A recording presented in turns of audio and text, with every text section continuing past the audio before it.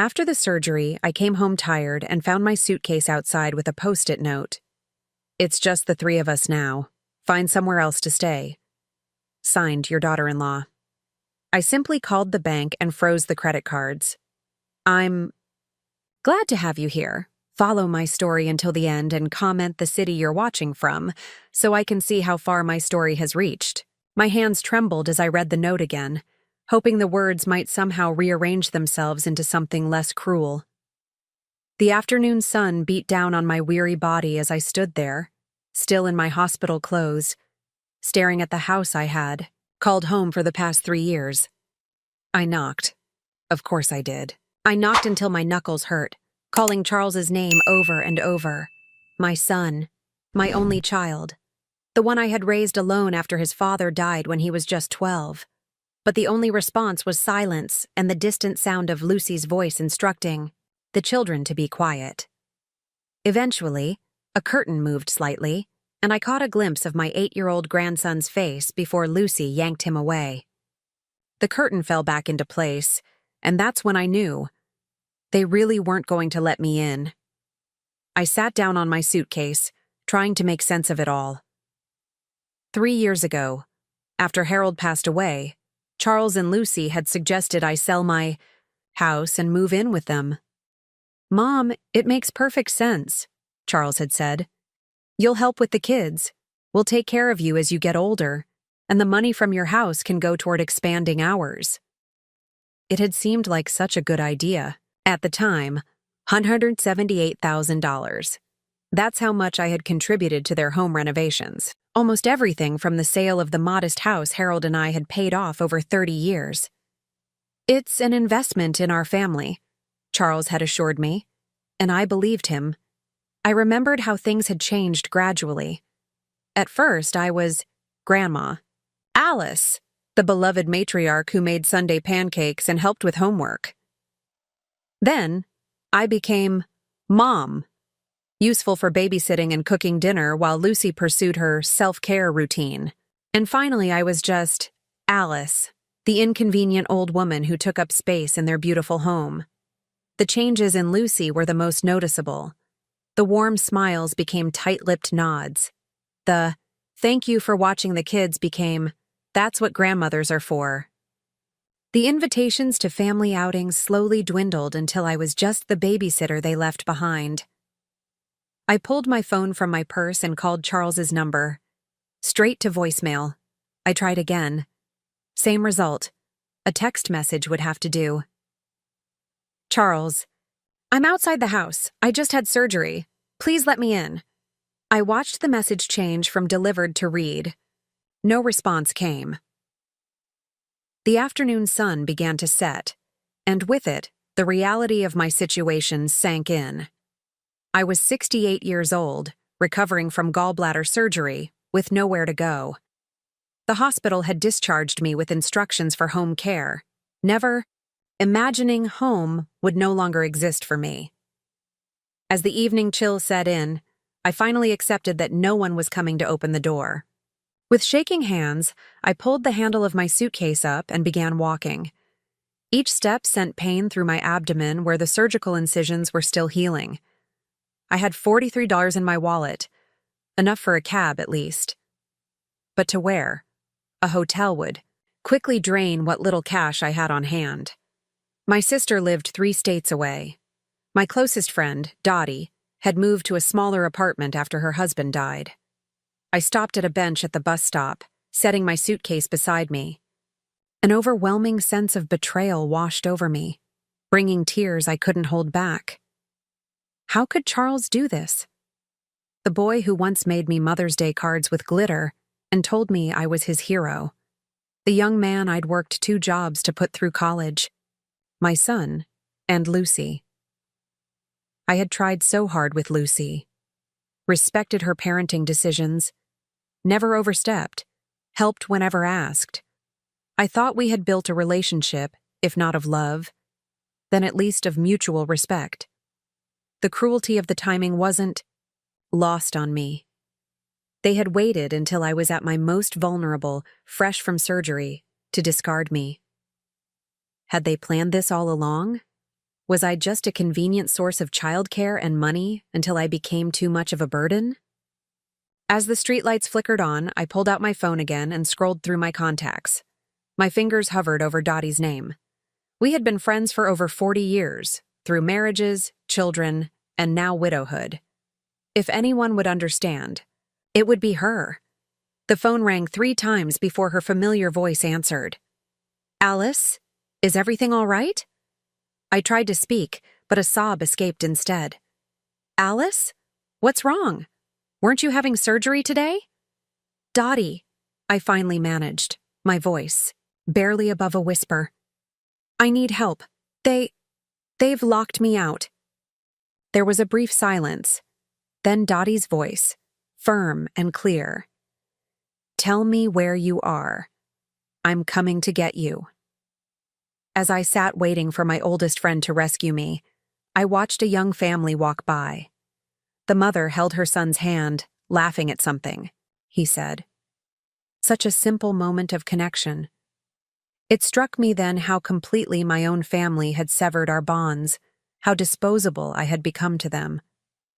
I closed my eyes, feeling the weight of betrayal press down on me, heavier than my suitcase, heavier than all my years combined.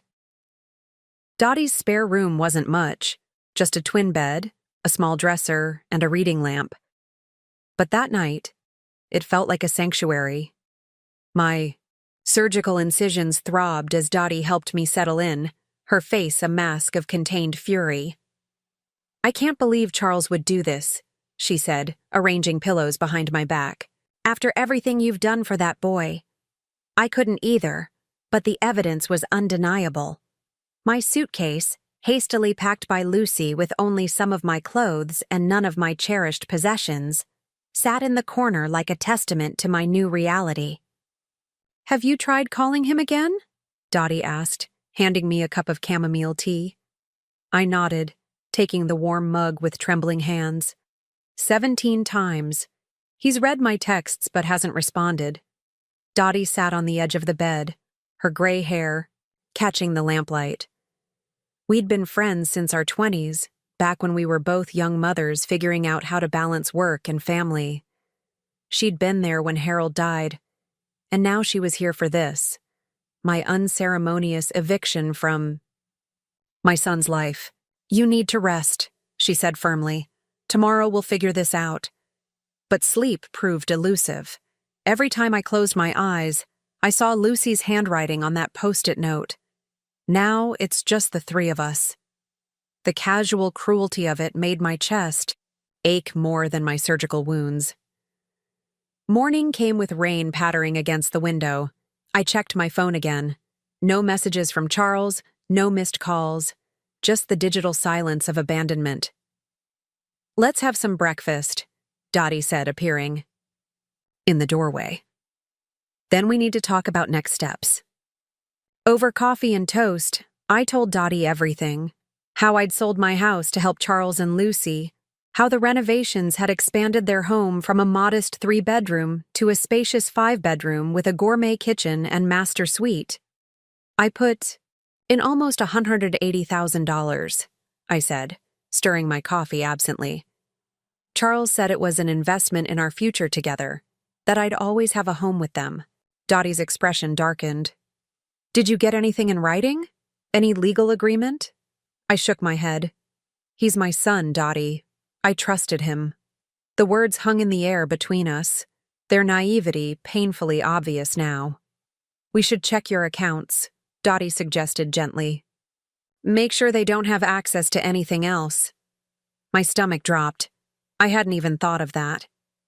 Charles had helped me set up online banking after Harold died. For emergencies, he'd said, he should be able to access my accounts, and I'd given Lucy my credit card for groceries and things for the grandkids. With shaking hands, I logged into my bank account on Dottie's tablet. Relief washed over me when I saw my savings were untouched. But when I clicked on my credit card statement, that relief evaporated. $3,200 at Nordstrom? $1,700 at some place called Sephora? Dottie read over my shoulder. "When did you become Such a big spender, Alice? I didn't, I whispered, scrolling through charge after charge. Designer clothes, expensive makeup, dining at restaurants I'd never heard of. All in the past 3 weeks, while I was preparing for surgery. The most recent charge had posted yesterday. $4,500 at a place called Elite Furniture Gallery. They're redecorating my room, I realized, the pieces falling into place. They were planning this, waiting until I was out of the house to replace my furniture. Dottie's face flushed with anger. Those ungrateful little... I need to cancel these cards, I cut in, a strange calm settling over me. It was the first decisive feeling I'd had since finding my suitcase on the doorstep. I need to freeze everything. With Dottie's help, I called the bank. Yes, I wanted to report card misuse. Yes, I wanted to dispute the recent charges. And yes, I wanted to freeze all my credit cards immediately. Ma'am, this will prevent any new charges from being approved, the bank representative warned. Good, I said firmly. That's exactly what I want. After hanging up, I sat back, exhausted but feeling something I hadn't expected, a tiny spark of power. I might have been thrown away like yesterday's trash, but I still had control over some things. What now? Dottie asked, squeezing my hand. I need to get my things, I said. My photo albums, Harold's watch, my mother's china, they're still in that house. We'll figure it out, Dottie promised. But first, you need to heal. Doctor's orders. She was right, of course. My body needed time to recover from surgery.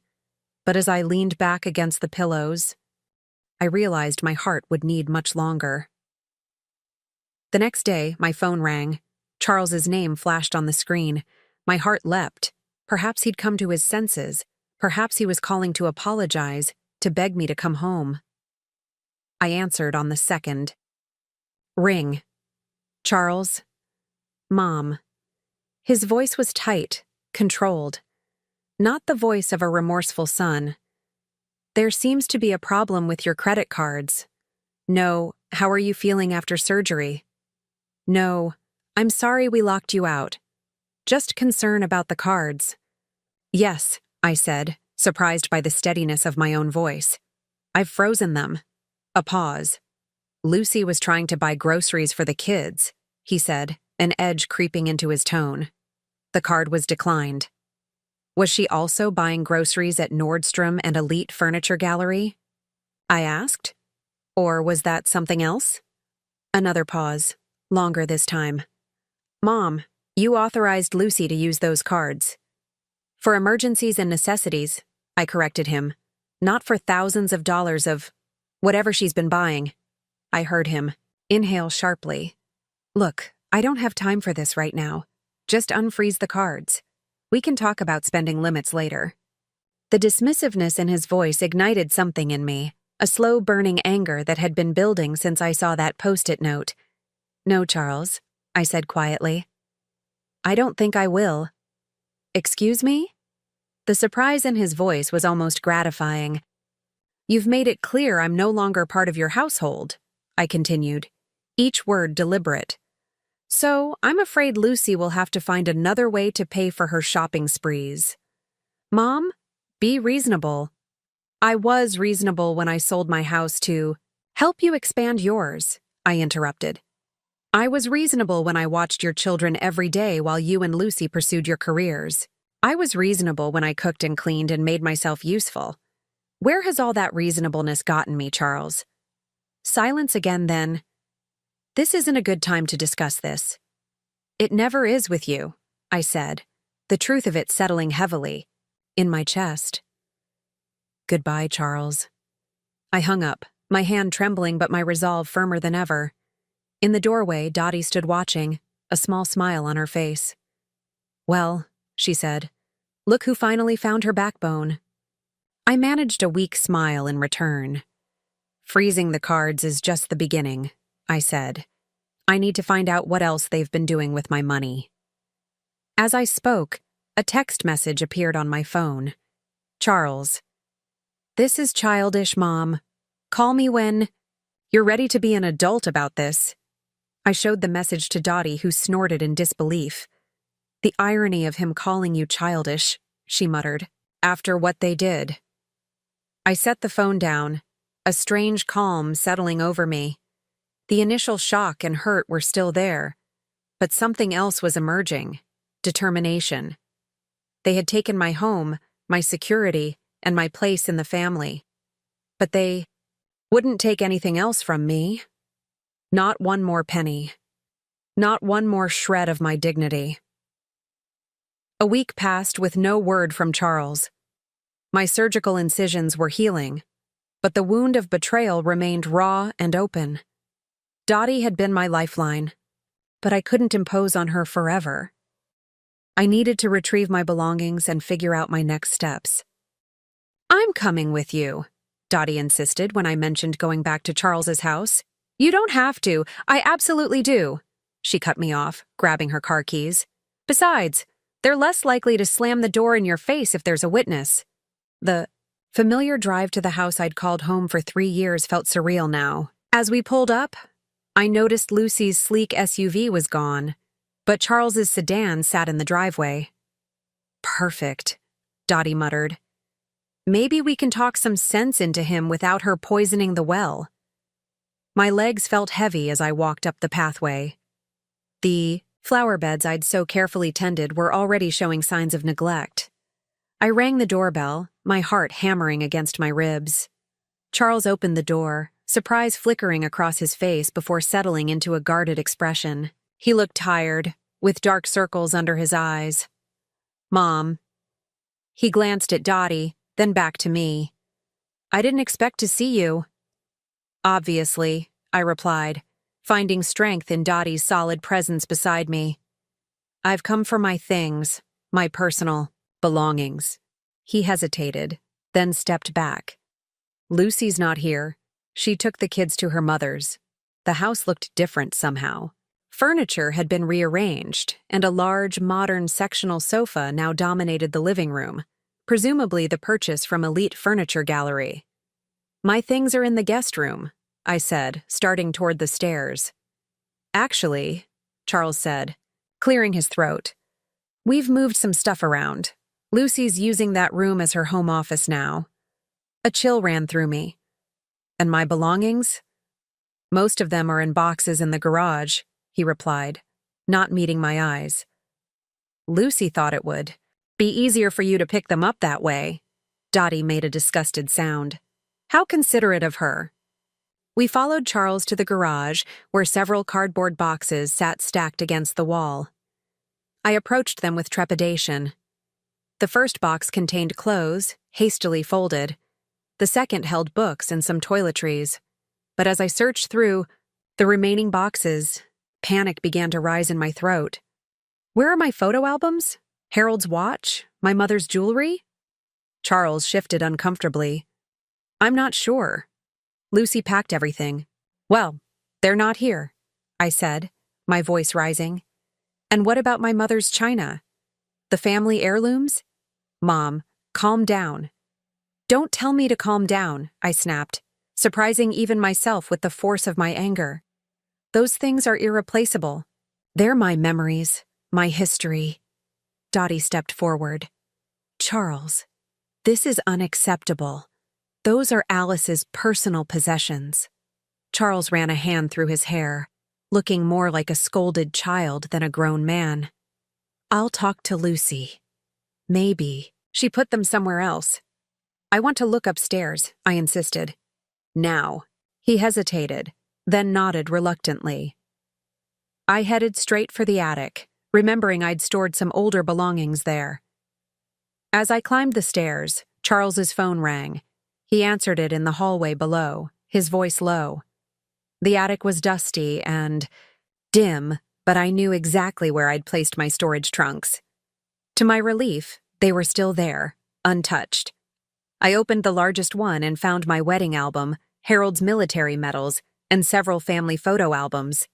At least these precious memories had been spared Lucy's purge. As I gathered what I could carry, I overheard Charles's conversation drifting up from below. "No, she just showed up. Yes, with that friend of hers. I know what we agreed, but what was I supposed to do? She's still my mother. There was a pause. Lucy, that's not fair. We discussed waiting until after we sold the house to tell her about the nursing home. No, I haven't told her yet. She just had surgery, for God's sake. My blood ran cold. Nursing home? Selling the house? I moved closer to the attic stairs, straining to hear. The real estate agent said we could get at least $650,000 with the renovations. Yes, enough to pay off our debts and put a down payment on the lake house. I know Mom's money made it possible, but she agreed to invest in the property. My legs nearly gave out beneath me. They were planning to sell the house I had poured my life savings into, and move to a lake house? And they wanted to put me in a nursing home? I must have made a noise, because Charles suddenly went silent. I have to go, he said hurriedly. She might have heard me. I scrambled back to the trunk, my mind reeling. As Charles's footsteps approached the attic stairs, I busied myself with the photo albums, trying to control my shaking hands. Mom? Did, you find what you were looking for? His voice sounded strained. Some of it, I replied, not trusting myself to say more. He helped me carry down what I'd found, an awkward silence stretching between us. In the garage, Dottie was methodically going through the remaining boxes. Charles, I said finally, were you planning to tell me about selling the house? His face went pale. You heard. Yes, I heard. Just like I heard about the nursing home you've picked out for me. My voice was surprisingly steady, despite the storm raging inside me. Were you even going to consult me about any of this? Charles at least had the decency to look ashamed. Mom, it's not what you think. We just thought, with your health issues, my gallbladder surgery? I interrupted. That's hardly a reason to ship me off to a nursing home. I'm 68, not 98. It's just, Lucy thought. Lucy thought? I repeated bitterly. And you just went along with it, didn't you? Just like you went along with kicking me out of my own home. It's not your home, he said, a flash of defiance crossing his face. Your name isn't on the deed. The words hit me like a physical blow. He was right. Despite my substantial financial contribution, I had no legal claim to the house. I had trusted my son, and that trust had been my downfall. Dottie stepped in, her voice icy. We're taking these boxes now. And Charles, I suggest you find your mother's missing valuables before we're forced to involve the authorities. As we loaded the boxes into Dottie's car, I caught a glimpse of papers on Charles's desk through the open garage door. A brochure for Sunny Pines Assisted Living lay beside what looked like real estate listings. They had been planning this for months. My eviction, the nursing home, the lake house, all of it calculated, all of it behind my back. The betrayal cut so deep that I could barely breathe as we drove away. But beneath the pain, something else was stirring, a fierce determination that surprised me with its intensity. They had taken everything from me, but they wouldn't determine my future. Not anymore. You can stay with me as long as you need, Dottie insisted as we unloaded the boxes from her car. I mean it, Alice. I loved her for the offer, but I knew it wasn't a long-term solution. Dottie's one-bedroom apartment was barely big enough for her, let alone a second person. Besides, I needed to stand on my own 2 feet again. I appreciate that more than you know, I told her. But I need to figure this out for myself. The next morning, I made an appointment with the bank. Martin Geller had been my financial advisor since Harold died, and his face registered genuine shock when I told him what had happened. I'm so sorry, Alice, he said, reviewing my accounts. The good news is that your pension and Social Security deposits are still coming in regularly, and your primary savings account is intact. What about the money I put into Charles's house? Martin's expression turned grim. Without a formal agreement, it's legally considered a gift. We might be able to pursue some options, but it would be an uphill battle. I nodded, having expected as much. Then I need to focus on moving forward. What can I afford for housing? We spent the next hour going over numbers. My monthly pension and Social Security came to just under $2,400. Not lavish, but enough to rent a modest apartment and cover basic expenses, if I was careful. There's also this, Martin said, pulling up another account I'd almost forgotten. Harold's life insurance, policy that you invested. It's grown to about $42,000. A wave of gratitude for my practical, forward-thinking husband washed over me. Even from beyond the grave, Harold was still taking care of me. That gives you options, Martin continued. You could use some of it for a rental deposit and furnishings, and keep the rest as an emergency fund. As I left the bank, I felt a strange mixture of loss and possibility. I had less than I'd thought I would at this stage of my life, but more than many people in my situation. I could rebuild. Over the next 2 weeks, I threw myself into apartment hunting. Dottie drove me to viewings, helped me compare prices, and kept my spirits up when despair threatened to overwhelm me. Eventually, we found a small one-bedroom apartment in a senior living community. It wasn't fancy, but it was clean, had a small balcony for potted plants, and most importantly, it was affordable. It's perfect, Dottie declared when we first saw it. And look, they have a community garden and weekly card games in the common room. I signed the lease that day, a strange sense of accomplishment flowing through me, for the first time since. Finding my suitcase on the doorstep, I felt like I was taking control of my life rather than just reacting to disaster. Moving in was another challenge. With limited funds, I couldn't replace all the furniture I'd left behind at Charles's house. But Dottie's church group came through with donated basics: a gently used couch, a small dining table, and a comfortable recliner. I bought a new mattress and bedding, one luxury I couldn't compromise on, and slowly, the apartment began to feel like mine. My phone remained stubbornly silent. No calls from Charles, no texts checking how I was doing. Just silence. I told myself it was better this way. A clean break. But at night, when the apartment was quiet and still unfamiliar, I would find myself wondering how my grandchildren were, whether they asked about me, what Charles had told them about my sudden disappearance. 3 weeks after moving into my new place, I was arranging my rescued photo albums on a bookshelf when my phone rang. Charles's name flashed on the screen. My heart jumped, a treacherous spark of hope flaring despite everything. "Hello?" I answered, trying to keep my voice neutral. "Mom." His tone was all business, no warmth. "We need to talk about your credit cards." Not, "How are you?" or, "I'm sorry." Just straight to money matters. "What about them?" I asked, the spark of hope extinguishing as quickly as it had ignited. "They're still frozen.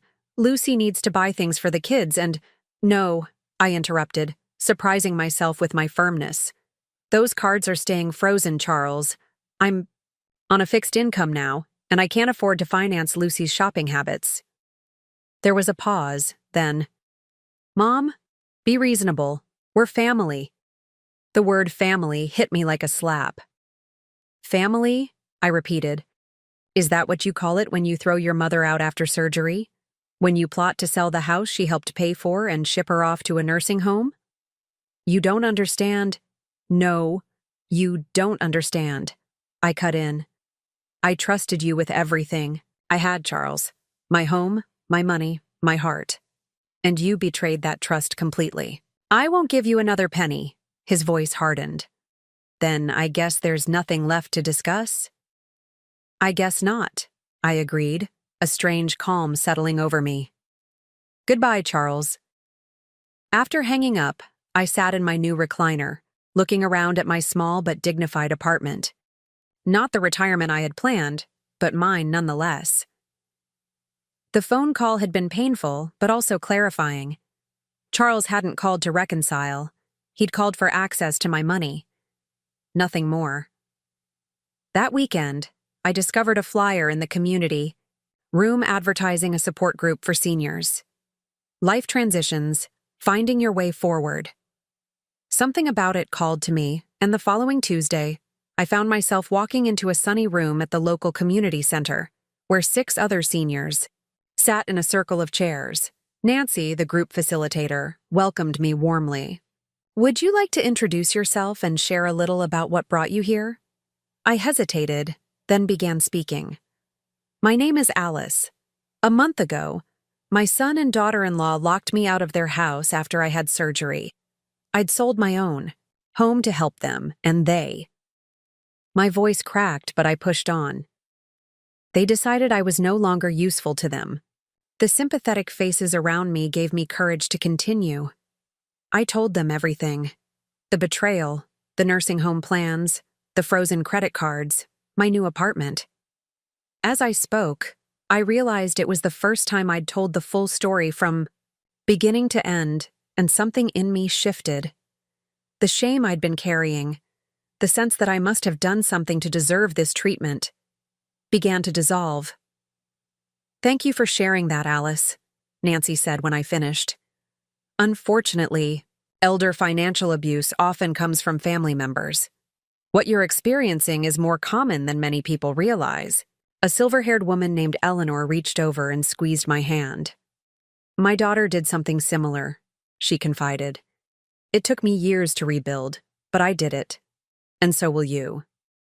As the meeting continued, others shared their stories, some similar to mine, others different but equally challenging. By the time we broke for coffee and cookies, I felt something I hadn't expected, a sense of community. These people understood what I was going through without judgment or pity. When I left the meeting, I had 3 phone numbers and an invitation to join Eleanor and another woman named Margaret for lunch the following week. Back in my apartment, I stood on my small balcony, watching the sunset paint the sky in brilliant oranges and pinks. For the first time, I allowed myself to imagine a future different from the one I'd planned. Not lesser, just different. A future where I made my own decisions, built new friendships, and learned to trust again, carefully and selectively. It wouldn't be easy. The pain of Charles's betrayal still cut deep.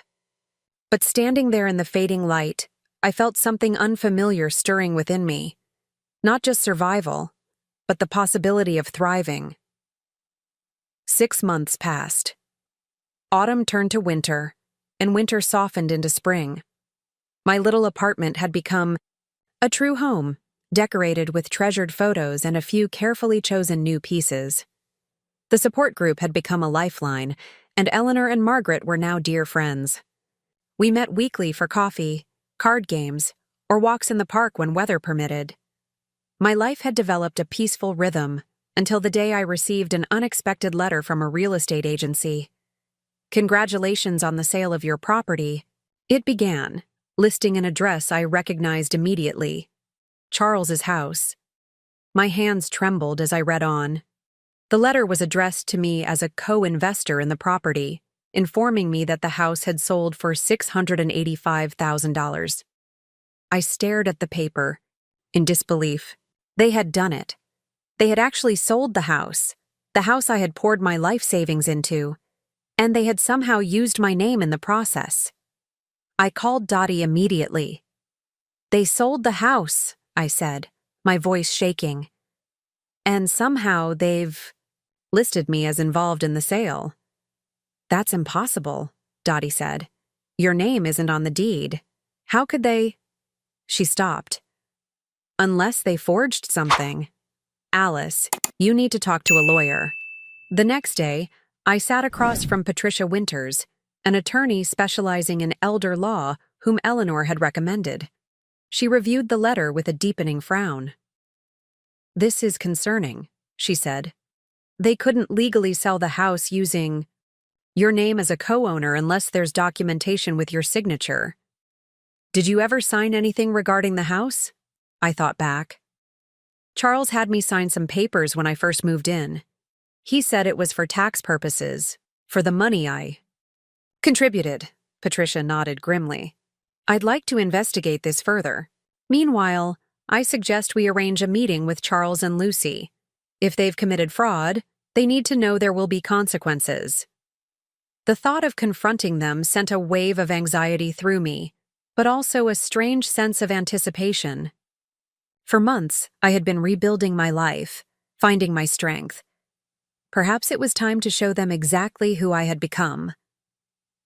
Patricia helped me draft a formal letter requesting a meeting. We sent it by certified mail to ensure they couldn't claim.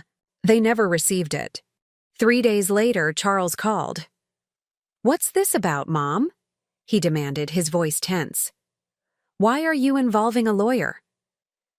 "I think you know exactly what it's about," I replied calmly. "The house sale." A pause. "That's our business, not yours." "Not according to the letter I received congratulating me on the sale," I countered. "Somehow my name was involved in a transaction I knew nothing about." He sighed heavily. "Fine, we can meet, but leave the lawyer out of it. This is family business." "The time for handling things as family passed when you put my suitcase on the doorstep, Charles," I said, surprising myself with my steadiness. "Patricia will be there, and I suggest you bring your own legal representation." We arranged to meet at a neutral location, a private room at a local restaurant. I spent the days leading up to it alternating between anxiety and a strange, fierce determination.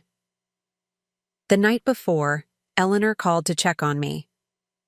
"Remember," she said, "you're not just fighting for your money. You're fighting for your dignity. Don't let them see you waver." The morning of the meeting, I dressed carefully in a blue dress that Dottie said brought out my eyes, applied light makeup, and styled my hair. Looking in the mirror, I barely recognized the confident woman staring back at me. 6 months ago, I had been broken, betrayed, and homeless. Today, I stood tall, ready to face those who had tried to destroy me. Patricia picked me up, reviewing our strategy as we drove. "Let them talk first," she advised. "People often reveal more than they intend when they're defensive." Charles and Lucy were already seated when we arrived, along with a thin man Patricia identified as James Porter, a local attorney known for real estate transactions. Lucy looked tense, her usual polished appearance slightly frayed at the edges. Charles wouldn't meet my eyes. "Thank you for coming," Patricia began, setting a folder on the table. "We're here to discuss the recent sale of the property at 1472 Maple Avenue, and specifically, my client's financial interest in that property." James Porter cleared his throat. "My clients maintain that Mrs. Brennan had no legal ownership of the property. Her contribution was a gift, as documented here." He slid a paper across the table. Patricia examined it briefly. "This document simply acknowledges a financial contribution. It doesn't classify it as a gift for legal purposes. Furthermore, we have evidence that Mrs. Brennan's name was used in the sale process without her knowledge or consent." Charles shifted uncomfortably. Lucy's face had gone pale. "Perhaps," Patricia continued, "you could explain why Mrs. Brennan received this letter?" She placed the real estate agency's letter on the table. "That was an administrative error," James said quickly. "The agency was informed that Mrs. Brennan had contributed to the home's renovations and incorrectly listed her as a party to the sale. An interesting error," Patricia noted, "especially since my client's signature appears on the preliminary sale documents." She produced another paper. "This signature, which Mrs. Brennan confirms she did not provide." The room went silent. Lucy's hands were trembling slightly. Charles looked like he might be sick. "That's a serious allegation," James said, his professional demeanor slipping. "Are you suggesting my clients committed forgery?" "I'm not suggesting anything," Patricia replied. "Evenly, I'm stating facts. Now we can pursue this matter through the courts, with all the public exposure that would entail. Or we can reach a reasonable settlement today." Charles finally spoke, his voice strained. "What do you want, Mom?" For the first time since entering the room, I looked directly at my son. The boy I had raised, the man who had betrayed me so completely. Something in me softened, not in weakness, but in understanding. He wasn't a monster. He was just weak, too easily led by Lucy's materialism and too willing to sacrifice his mother for comfort. "I want what's fair," I said simply. "I contributed $178,000 to that house. I want it back, with interest." Lucy made a choked sound. "That's ridiculous! That money was a gift." "Was it?" I asked, turning to her. "Was it also a gift when you used my credit cards without permission? Was it a gift when you packed my belongings in boxes and left them in the garage? Was it a gift when you planned to put me in a nursing home without my knowledge?" Lucy's face flushed. "You don't understand." "I understand perfectly," I interrupted, my voice steady. "I understand that you saw me as nothing more than a convenient source of money and childcare. And when I became inconvenient, when I needed care after surgery, you discarded me without a second thought." Charles looked down at his hands. "Mom, it wasn't like that." "Then what was it like, Charles?" I asked, genuinely curious. "Please, explain to me how a son locks his mother out after surgery." He had no answer. Patricia gently steered the conversation back to business. "My client is prepared to settle for the original amount plus 6% interest, totaling approximately $188,000. Given the circumstances, I believe this is more than reasonable." James huddled with Charles and Lucy, their whispered conversation tense. Finally, James straightened up. "My clients are prepared to offer $150,000 as a full settlement," he said. Patricia looked at me questioningly. I considered for a moment, then nodded. The exact amount was less important to me than the acknowledgement of what they had done. "We accept," Patricia said, "on the condition that the funds are transferred within 7 days and that both parties sign a non-disclosure agreement about the circumstances of this settlement." As Patricia and James worked out the details, I sat back in my chair, a strange sense of peace washing over me. Money couldn't heal the wound of betrayal, but it would secure my future. A future I now looked forward to with unexpected hope. 1. Year after being locked out of what I thought was my home forever, I stood in the kitchen of my new bakery, sweet memories, breathing in the rich aroma of cinnamon and vanilla. The morning sun streamed through the windows, casting a golden glow over the freshly painted walls and gleaming countertops. "These look perfect," Dottie said, arranging a batch of blueberry muffins in the display case. "I still can't believe we actually did this." I smiled, watching my oldest friend fuss over the pastries as if they were precious gems. 6 months ago, when I'd received the settlement money from Charles and Lucy, Dottie had made an offhand comment about how my apple pie could sell out at any bakery in town. What had started as a joke had grown into a serious conversation, then a business plan, and finally, this reality. "I couldn't have done it without you," I told her, adjusting my apron. At 69, I never imagined I'd be opening a business, but here I was, co-owner of a small but charming bakery specializing in traditional homemade desserts. The bell above the door chimed, and Eleanor walked in, followed by Margaret and 3 other friends from my support group. "It's beautiful, Alice," Eleanor exclaimed, looking around with approval. "Absolutely perfect." "We brought you something," Margaret said, presenting a small potted tree. "It's a dwarf apple tree, for new beginnings." Tears stung my eyes as I accepted their gift. Thank you, all of you, for everything. The past year had transformed my life in ways I never could have imagined. The settlement money had given me options, but it was the friendships I'd formed that had truly saved me. The support group had become my lifeline, a circle of people who understood loss and rebuilding because they'd experienced it themselves. Our grand opening was a modest success. Neighbors wandered in, attracted by the hand-painted sign and the scent of fresh baking. By noon, we'd sold half our inventory, and by closing time, the display cases were nearly empty.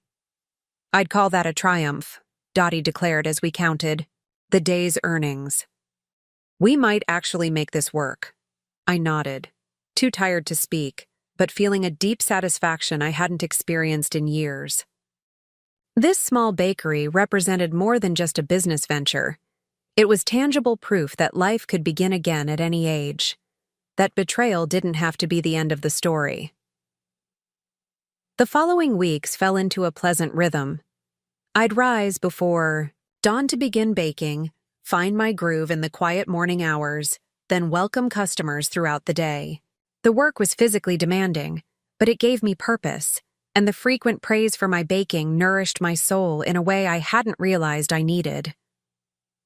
3 months after our opening, on a quiet Tuesday afternoon, the bell chimed. I looked up, from arranging a tray of lemon tarts to see Charles standing awkwardly in the doorway. My heart stuttered. We hadn't spoken since the settlement meeting. The sight of him, thinner now, with new lines around his eyes, sent a complex wave of emotions through me. Love, hurt, anger, and something like pity. "Mom," he said, his voice barely audible over the soft music playing in the bakery. I wiped, my hands on my apron. "Charles, this is a surprise." He shifted uncomfortably, looking around the cheerful space. "This is nice. The bakery. It suits you." "Thank you," I replied, keeping my voice neutral. "What brings you here?" He took a deep breath. I'm in trouble, Mom." Of course he was. Why else would he seek me out after all this time? "What kind of trouble?" I asked, though I could guess. "Financial," he admitted, staring at the floor. "Lucy. She left. Took the kids to her mother's in Arizona. The money from the house sale is gone. I don't know how exactly. Lucy handled the finances." He laughed bitterly. "Ironic, right? After everything that happened with you." I studied my son's face, the face I had once known better than my own. He looked broken, humbled in a way I'd never seen before. "I'm sorry to hear that," I said, surprised to find I genuinely meant it. "About the children especially. You must miss them." He nodded, blinking rapidly. "I do. I'm trying to figure out how to get them back, but first I need to get back on my feet." He finally met my eyes. "I know I have no right to ask anything of you, not after what we did, but I don't know where else to turn." There was a time when those words would have been all it took for me to open my wallet, my home, my heart. But I wasn't that woman anymore. "What exactly are you asking for, Charles?" He hesitated. "A loan. Just until I can sell the lake house and find something more affordable." Ah, the lake house. The dream property they'd planned to buy with the proceeds from selling the home I'd helped pay for. The irony wasn't lost on me. "I can't do that," I said gently but firmly. His face fell. "Mom, please, I understand why you're angry." "This isn't about anger," I interrupted. "It's about boundaries. It's about learning from experience." I took a deep breath. "I can offer you something else." "Though, what?" "A job," I said. "We need help with deliveries and some of the heavy lifting around here. It doesn't pay much, but it's honest work." Charles stared at me, clearly having expected either an outright rejection or a blank check. You'd hire me? After everything?" "Yes," I said simply. "Not because you deserve it, but because I choose to offer it." He was quiet for a long moment, considering. "When would I start?" "Tomorrow morning, 5 a.m. The baking starts early." He nodded slowly. "Okay, thank you." After he left, Dottie emerged from the back room where she'd been tactfully giving us privacy. "Are you sure about this?" she asked, concern etched on her face. "No," I admitted, "but it feels right. Not for him, for me." The truth was, offering Charles a job rather than a handout was as much about my healing as it was about his. I was setting a boundary, maintaining my dignity, while still leaving the door open a crack for possible reconciliation. 2 months later, Charles was still, showing up every morning at 5, delivering orders, washing dishes, and gradually learning the basics of baking. Our relationship was tentative, built on careful conversations about neutral topics. We didn't discuss Lucy or the past, focusing instead on the daily tasks at hand. It wasn't forgiveness exactly, but it was something, a fragile bridge being built one plank at a time.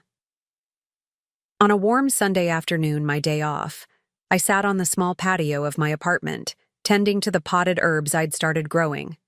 The dwarf apple tree from my friends had produced its first tiny fruit, just one small apple, but a victory nonetheless. My phone rang, and I smiled seeing Eleanor's name on the screen. "How was your date?" I asked teasingly. Eleanor had recently begun seeing Richard, a widower she'd met at the community garden. "Wonderful," she sighed happily. "He took me to that new Italian place by the lake. But I'm calling about you. Are we still on for dinner tonight? Richard's bringing his friend William." I chuckled. "Are you still trying to set me up with William?" "He's a lovely man, Alice. A retired English professor, widowed 5 years. He loves baking and gardening, and he has the kindest eyes." "I'll be there," I promised, surprising myself with how much I was looking forward to it. As I hung up, I gazed around my small but beautiful space, the thriving plants, the comfortable furniture, the photographs of my new friends alongside cherished, old memories. None of this was what I had planned for my retirement years. It was different, unexpected, but somehow richer than I could have imagined. The betrayal that had once threatened to destroy me had instead forced me to discover strengths I never knew I possessed. It had stripped away illusions and replaced them with authentic connections. It had taken away my false security and given me real independence. I picked the single apple from my little tree, its skin smooth and cool against my palm. It wasn't perfect, slightly lopsided and smaller than store-bought fruit, but it was genuine, hard-won, and sweet with promise, just like my new life. Now I'm curious about you who listened to my story. What would you do if you were in my place? Have you ever been through something similar? Comment below. And meanwhile, I'm leaving on the final screen 2 other stories that are channel favorites, and they will definitely surprise you. Thank you for watching until here.